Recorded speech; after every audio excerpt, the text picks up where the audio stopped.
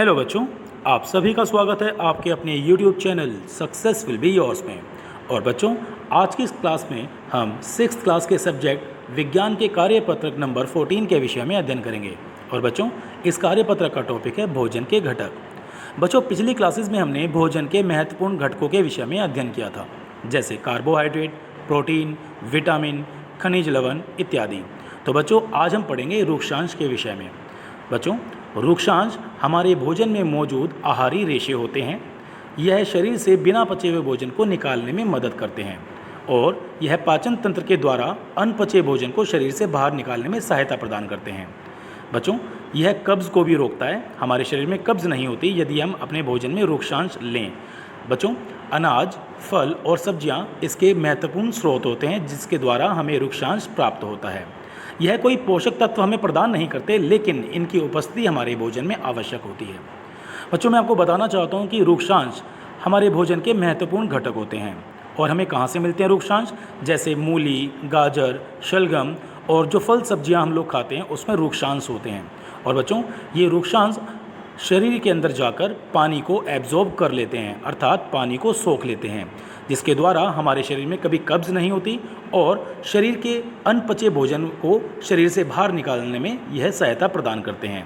और पाचन तंत्र के द्वारा भी ये अनपचा भोजन हमारे शरीर से इनकी सहायता से बाहर निकाला जाता है।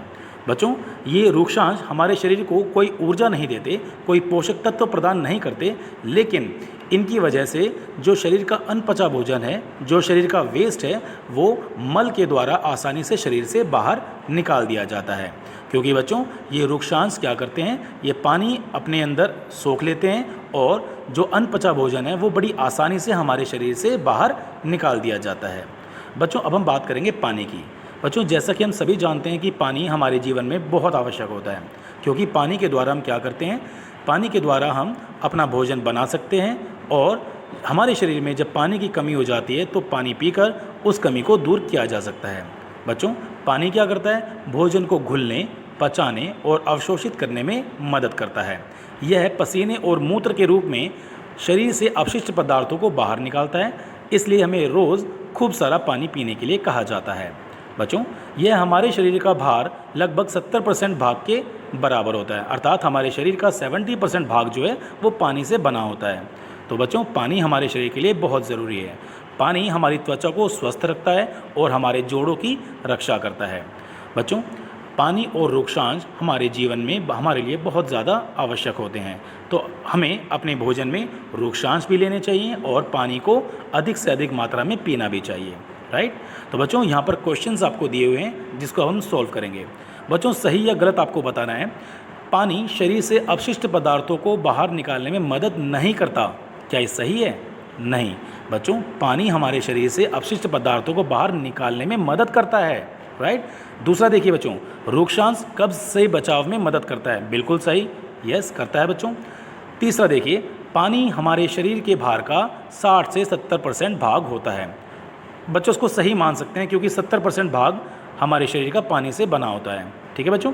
अब अगला देखिए क्वेश्चन नंबर 2। इसमें विकल्पों के द्वारा इस वाक्य को पूरा करना है। ठीक है, यहाँ देखिए खाली स्थान है। इस खाली स्थान में हमें कोई एक ऑप्शन भरना है। डैश अनपचे हुए भोजन को पूरे शरीर में ले जाने में मदद करता है। बच्चों, अनपचे भोजन को पूरे शरीर में ले जाने में मदद कौन करता है? रूक्षांश। राइट? क्वेश्चन नंबर 2 देखिए, हमारे शरीर का कोई पोषक तत्व प्रदान नहीं करता। रूक्षांश और पानी हमारे शरीर को पोषक तत्व प्रदान नहीं करते, किंतु हमारे शरीर के लिए बेहद आवश्यक होते हैं। तो इसका उत्तर है दोस्तों रूक्षांश और पानी। तो बच्चों, मुझे आशा है कि आज का ये कंटेंट आपको बहुत अच्छे से समझ में आया होगा और जिस प्रकार आप बहुत मेहनत करते हुए मेरी वीडियोस को देखकर, मैं आशा करता हूँ कि आज के कंटेंट को भी आपने बहुत अच्छे से देखा होगा और लिख लिख के इसकी आप प्रैक्टिस भी करोगे। So thank you very much मेरे बच्चों, जो आपने अपना कीमती और वैल्यूबल वक्त दिया मेरी इस वीडियो को देखने में और इस कंटेंट को समझने में। So thank you very much मेरे बच्चों।